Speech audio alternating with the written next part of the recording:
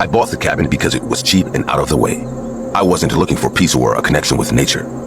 I just needed space. No neighbors, no noise, no one asking questions. I work remote. I don't talk much, and I like it that way. But right behind the cabin, there's a thick patch of forest. Trees so tall they look like a wall blocking the sky. I never walked in there. Didn't care what was past the first row of trunks. I set up a security camera pointing towards the woods after a raccoon knocked over my trash twice in 1 week. It was just a cheap motion-triggered one, something I bought online. I didn't expect it to catch anything interesting, but after a few weeks, I started checking on it every morning, out of habit more than anything else.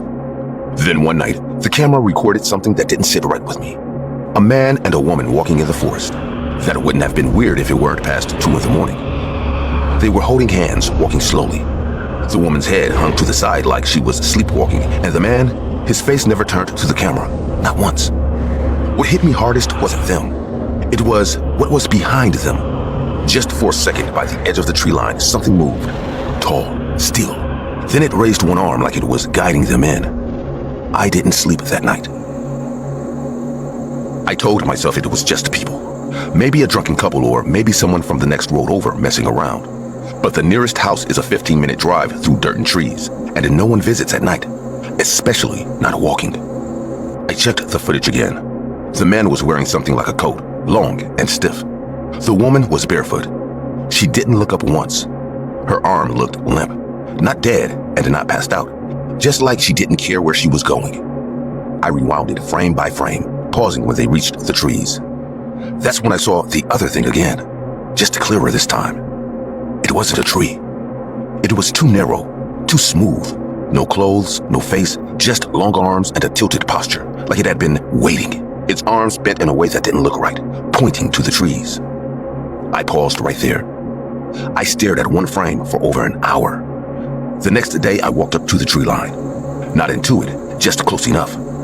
I stood there with my hands in my pockets, scanning the bark, the ground. I saw footprints. Barefoot, deep, dragged. No other tracks going out. That night, I set up 2 more cameras. One on the porch, another by a tree 20 feet into the woods. I had to force myself to walk that far.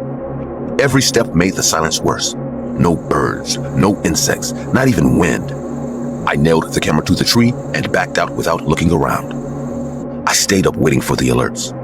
Around 2:14 a.m., the motion alarm buzzed. I opened the feed.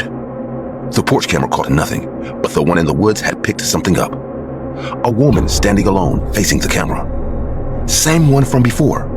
Eyes open, mouth slightly parted, no expression. She didn't blink. The feed glitched slightly, then her face was closer. Not walking, just closer. She was 5 feet away from the lens, staring directly into it. I couldn't breathe. The feed cut out. I got up and went to the window. Nothing, no sound. I locked the doors, turned off the lights, and sat on the floor holding a kitchen knife. I didn't sleep. I didn't check the feed again until daylight. The footage was gone. Not corrupted, gone. No files. I walked out there as soon as the sun came up. The camera was ripped off the tree. Not cut, ripped. The bark had long scratches in it, as if something had dragged nails through the trunk.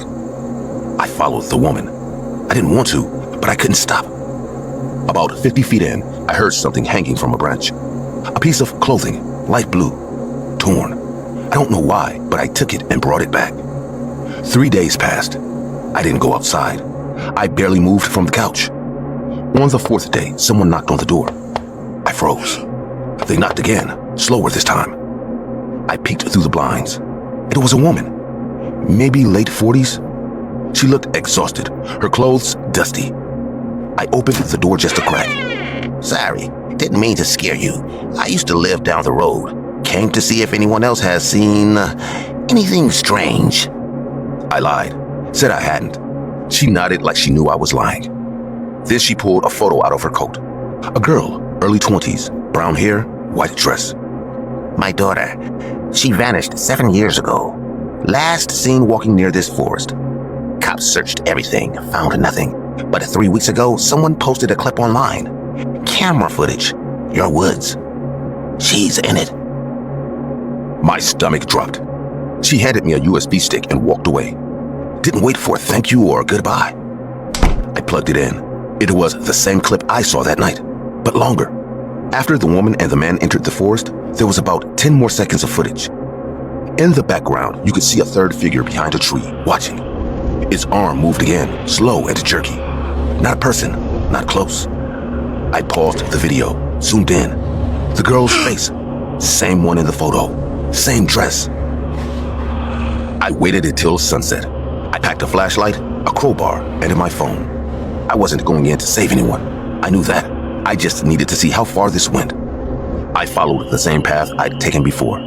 Past the tree with torn fabric, past the scratches. The deeper I went, the quieter everything became.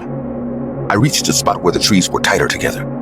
That's when I saw the same coat the man had been wearing, hanging from a low branch like it had been placed there. I walked past it, heart beating so hard it hurt. Then I heard movement, not footsteps, more like something dragging. I turned the flashlight. Between the trees, there was a shape, not standing, crawling. Long limbs, no face, just skin. It stopped moving when I pointed the light at it. Then behind me, I heard footsteps. I spun around. The woman, pale, barefoot, dress torn. She stood 3 feet away, eyes locked on mine. Her mouth opened slowly. They don't let you leave. Not once you've seen them. She moved toward me. I backed up, but something grabbed my arm. The crawling thing had closed the distance. Its fingers were wrapped around my wrist. Cold, hard. I hit it with the crowbar. Once, twice. It didn't flinch, but it let go. I ran. I didn't look back. I didn't stop. I reached the cabin, locked everything, and collapsed on the floor, breathing like I'd just drowned. The next morning, I walked back to the tree line. I wasn't going in. I just wanted to see if anything followed me out. On the porch was the crowbar. Clean. Not a drop of blood or dirt on it. I checked the cameras again. This time, the footage showed something new. Around 3:11 a.m., the woman appeared again right in front of the cabin. She didn't knock. She just stood there. Then a second figure appeared behind her. Taller, thinner. It leaned down, almost touching her shoulder. She whispered something. The mic didn't catch it, but the taller figure slowly turned toward the camera, and for a brief second, I could see its face. Or what should have been a face. Just stretched skin, stitched tight where the eyes and the mouth should have been. Then the feed was cut off. I packed everything and left the cabin that same day. Didn't sell it, didn't tell anyone. Just drove until I ran out of gas and paid cash for a motel. The video still plays in my head. The look on her face, calm, like she belonged to them now. Like whatever those things are, they don't kill you. They take something worse. 7 years missing. That's what the woman said. I checked online. That girl was officially declared dead 5 years ago. But she's not dead. She's in those woods. And she's not alone.